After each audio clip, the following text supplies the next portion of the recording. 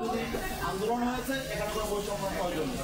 আর যদি সংরক্ষণ করতে হয় তারপরেও যদি যেহেতু আমরা এখানে ঐক্যমত্যে বসতে চাই, আমরা একা আলাদা বিচ্ছিন্ন হতে চাই না, এই জন্য আমরা তারপরেও যদি অধিকাংশ রাজনৈতিক দল এর ব্যাপারে একমত হয় তাহলে আমরা বলেছি আমাদের যে মূল দাবি যে সংখ্যানুপাতিক পিআর পদ্ধতির নির্বাচন, সেই সংখ্যানুপাতিক পদ্ধতির নির্বাচন হোক এবং সেখানে নারীদের একটা পোষণ থাকবে, সম্মানজনক পোষণ থাকবে।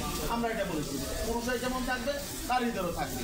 তাছাড়া সংস্কার কমিশনের আবার একটা বিকল্প প্রস্তাব আছে, সেটা হলো যে 300 আসনে যে ভোট হবে প্রত্যেক রাজনৈতিক দল তাদের সেই ভোটের আনুপাতিক হারে 100 আসনে নারী হবে।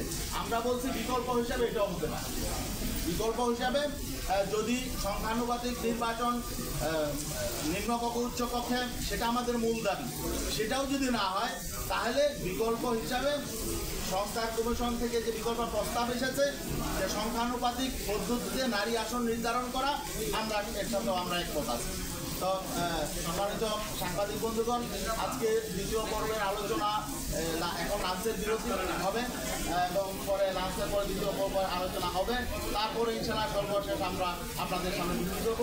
আমার সাথে ইসলামী আন্দোলন বাংলাদেশের সম্মানিত আরেকজন যুগ্ম মহাসচিব ইঞ্জিনিয়ার আশরাফুল আলম সাহেব আছেন, আর আমি গাজী আতাউর রহমান, ইসলামী আন্দোলন বাংলাদেশের যুগ্ম মহাসচিব।